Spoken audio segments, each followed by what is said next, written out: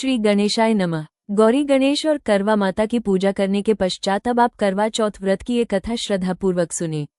एक साहूकार के एक पुत्री और 7 पुत्र थे।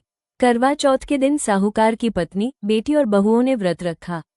रात्रि को साहूकार के पुत्र भोजन करने लगे तो उन्होंने अपनी बहन से भोजन करने को कहा।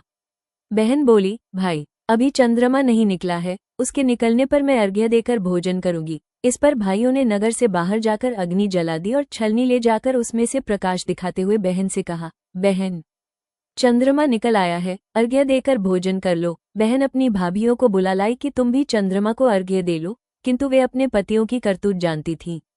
उन्होंने कहा, बाई जी, अभी चंद्रमा नहीं निकला है, तुम्हारे भाई चालाकी करते हुए अग्नि का प्रकाश छलनी से दिखा रहे हैं।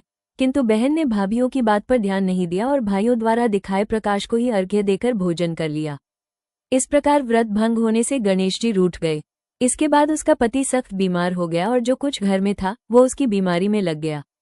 साहूकार की पुत्री को जब अपने दोष का पता लगा तो वो पश्चाताप से भर उठी। गणेश जी से क्षमा प्रार्थना करने के बाद उसने पुनः विधि विधान से चतुर्थी का व्रत करना आरंभ किया। श्रद्धाभाव सहित सबका आदर सत्कार करते हुए सबसे आशीर्वाद लेकर व्रत में मन लगा दिया। इस प्रकार उसके श्रद्धाभक्ति सहित कर्म को देखकर श्री गणेश जी उस पर प्रसन्न हो गए। उन्होंने उसके पति को जीवनदान दे उसे बीमारी से मुक्त करने के पश्चात धन संपत्ति से युक्त कर दिया। इस प्रकार जो कोई छल कपट से रहित श्रद्धाभक्ति पूर्वक चतुर्थी का व्रत करेगा वो सब प्रकार से सुखी होते हुए कष्ट संकटों से मुक्त हो जाएगा।